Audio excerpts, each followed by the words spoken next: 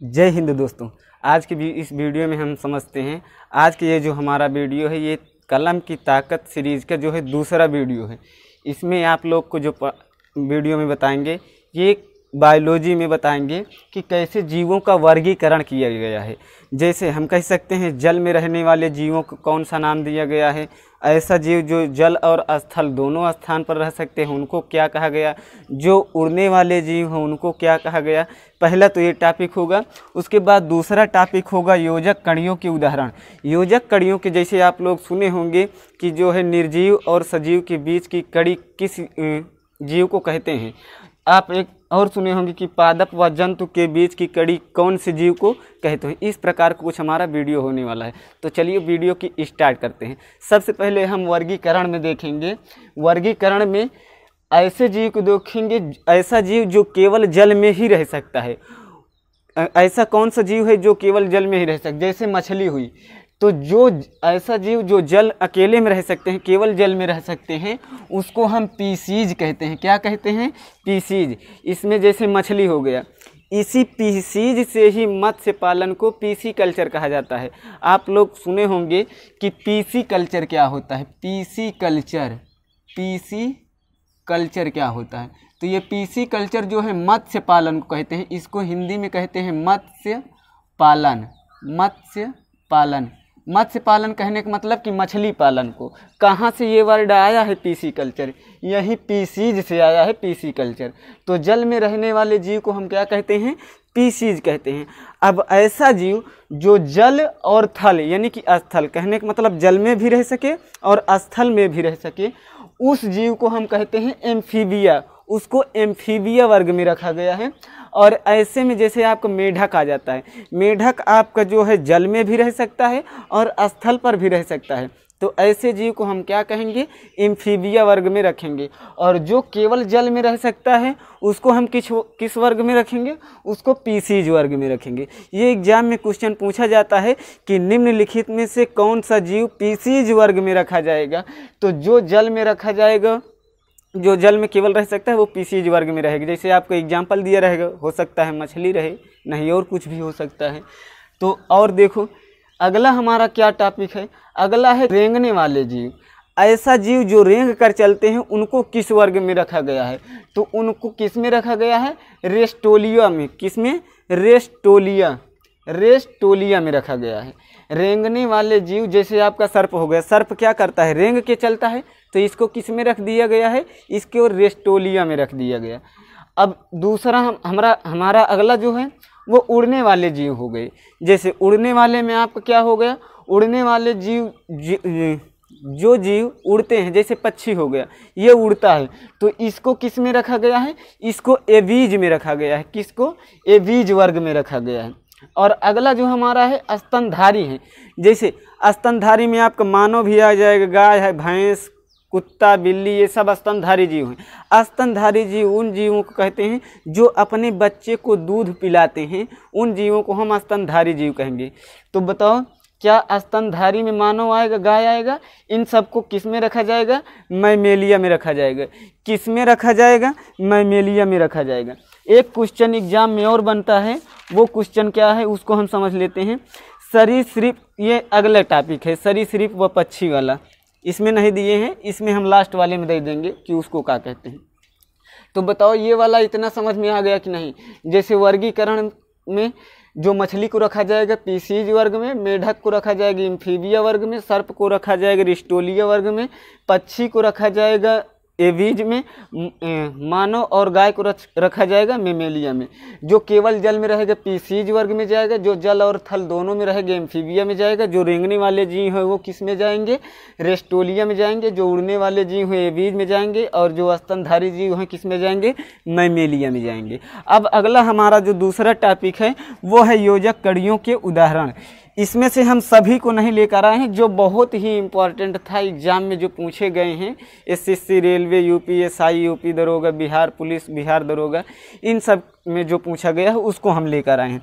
जैसे इसमें सबसे पहले हमारा जो है क्वेश्चन बनेगा कि सजीव व निर्जीव जो सजीव व निर्जीव होता है, इसमें ऐसा कौन सजीव है कि जो सजीव व निर्जीव के बीच की कड़ी को कहा जाता है? तो इसमें आपका वायरस आता है। कौन सा? वायरस आ जाता है। ठीक, इतना आप लोग समझ गए, वायरस। और दूसरा क्वेश्चन पूछा जाएगा कि पादप व जंतु के बीच की कड़ी को पादप व जंतु के बीच की कड़ी किस जीव को कहा जाता है? तो आप लोग सुने होंगे युगलीना। क्या सुने होंगे? युगलीना। युगलीना एक जीव है जो कि पादप व जंतु दोनों में रखा गया है। इसको देखो, अब इसको हम थोड़ा समझा देते हैं। सजीव व निर्जीव। निर्जीव उस जीव को कहते हैं जो चल फिर नहीं सकता, जो मरा हुआ व्यतीत होता है, हम उसको कह सकते हैं। जिसमें उत्सर्जन नहीं होता है, जो सांस की प्रक्रिया नहीं लेता है, उन सभी को हम निर्जीव कहते हैं। और इस अवस्था में हमारा जो है वायरस रह सकता है। जैसे वायरस हमारे शरीर के अंदर अगर प्रवेश करेगा तभी वो सजीव की जैसे कार्य करेगा, नहीं तो वो सजीव के जैसे कार्य नहीं करेगा। जब तक वो बाहर रहेगा, जैसे हम कह सकते हैं, अगर जैसे वो बेंच पे ये जो स्टूल है यहाँ पर अगर रखा रहे, यहाँ पर पड़ा रहेगा या वायुमंडल में रहेगा, तब तक वो निर्जीव रहेगा। जैसे ही हमारे शरीर में प्रवेश करेगा वो क्या हो जाएगा? सजीव। क्या अभी हमारे शरीर पर वायरस नहीं है? वायरस है, लेकिन वो अभी कैसनिन है? निर्जीव। तुरंत आइसनिन, हम आइसनिन थोड़ा आइसनिन लेकर अंदर गया तो वो क्या हो जाएगा? सजीव हो जाएगा। तो इतना समझ में आया। जैसे कोरोना वायरस था, कोरोना वायरस आज भी जो है वायुमंडल या दुनिया में है, भारत में भी है वायरस, कोरोना वायरस, लेकिन हम लोग को नुकसान नहीं कर पा रहा है। काहे लिए नहीं कर पा रहा है? क्योंकि कल हम आपको डार्विनवाद का सिद्धांत पढ़ाए थे फर्स्ट क्लास में, और डार्विनवाद का सिद्धांत कहता है कि दुनिया में वही जीव जीवित रह सकते हैं जो योग्यतम होंगे। योग्यतम कहने का मतलब जो वातावरण से लड़ सके, अपने जो है संघर्ष जीवन कर सके। संघर्ष जीवन में आपका अंतः जीवी बताए थे, फिर अंतर जीवी बताए थे, फिर वातावरणीय बताए थे। यानी कि इन सब से जो जी पाएगा वही जो है यहाँ पर रह पाएगा, नहीं तो नष्ट हो जाएंगे। तो बताओ, वायरस एक ऐसा जीव है जो कि सजीव भी रहता है। जैसे हमारे अंदर किसी भी जीव के अंदर प्रवेश करेगा तो सजीव हो जाएगा, अन्यथा निर्जीव रहेगा।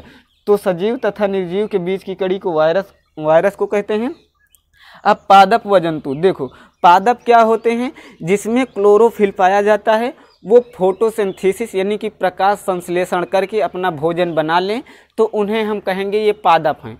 और जंतु क्या हैं? जो दूसरे पर आश्रित रहें उसे हम जंतु कहें। जैसे हम कह सकते हैं धान गेहूँ चावल खाते हैं, अनाज खाते हैं, तो अनाज खाते हैं। अनाज जो है कौन उगाता है? पेड़ पौधा उगाता है। तो प्राथमिक भोजन हो गया जो है पेड़ पौधा वाला।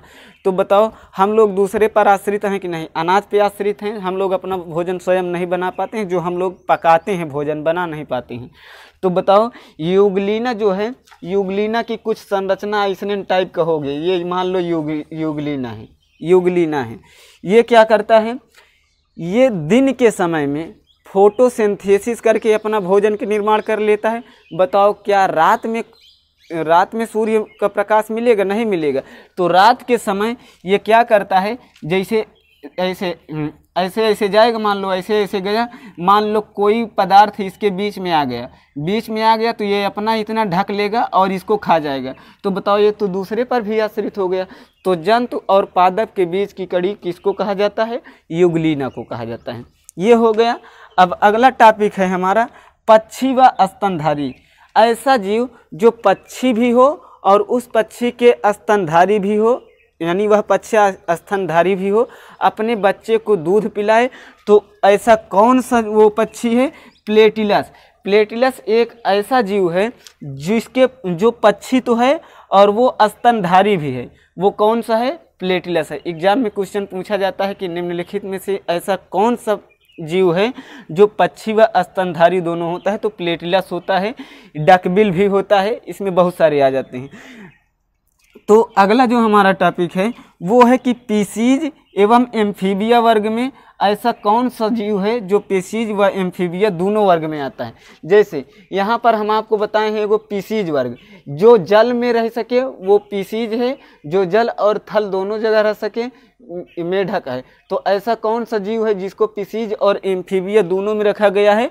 तो वो लंग्स फिश है। लंग्स फिश इसको हिंदी में कहेंगे फुसफुस मछली। फिश से याद आ रहा होगा कि एक मछली है लंग्स के पास, लंग्स है, इसका मतलब कि उस मछली के पास फेफड़ा भी है, यानी कि उस मछली को हम बाहर निकाल सकते हैं। अगर मछली को पानी से बाहर निकालेंगे तो क्या वो मछली मर जाएगी क्या? लंग्स फिश नहीं मरेगी, क्योंकि वो लंग्स से यानी कि फेफड़े से सांस लेने लगेगी।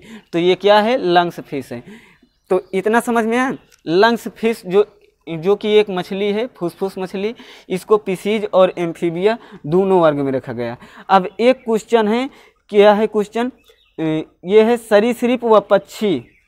सरीसृप यहाँ पर हम लिख दे रहे हैं, 5वां टॉपिक है सरीसृप। सरीसृप और क्या है?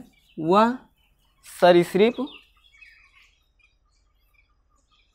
सरीसृप व पक्षी, वह पक्षी।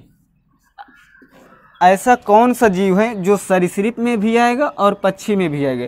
कहने का मतलब कि वो रेंग कर भी चलेगा और जो है उड़ भी सकता है। तो वो आर्कियोप्टेरिस है। कौन सा? आर्कियोप्टेरिस।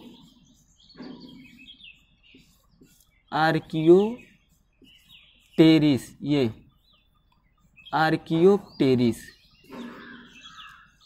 आर्कियोप्टेरिस ये एक जीव है जो कि सरीसृप के जैसे रेंग कर भी चलेगा और पक्षी की तरह उड़ भी सकता है। ये पक्षी होती है, ये रेंग कर भी चलती है। जैसे आप लोग देखे होंगे कुछ कुछ जीव ऐसे ऐसे चलते हैं, ऐसे, वो समझ लो रेंग कर चल रहा है। समझ में आया? तो सरीसृप और पक्षी के बीच की कड़ी किसको कहते हैं? आर्कियोप्टेरिस। ये एक जीव होता है। तो ये हमारा जो है आज का वीडियो था। तो ये तो आपको समझ में आ गया होगा। पहले आप लोग कमेंट करके बताओ कि ये समझ में आया है कि नहीं आया है। एक बारी फिर से सुना दे। तुम बेवफा हो गई, हमें लगता है बेवफाई का कोई सीजन तो नहीं, जा मैं तेरे बिना भी जी सकता हूँ, तुम लड़की हो कोई ऑक्सीजन तो नहीं। तो आई होप कि आप लोग को यह वीडियो पसंद आया होगा। यदि वीडियो पसंद आया तो वीडियो को लाइक और चैनल को सब्सक्राइब करके बेल आइकन को प्रेस जरूर कर लीजिएगा। मिलते हैं नेक्स्ट वीडियो में, तब तक के लिए जय हिंद।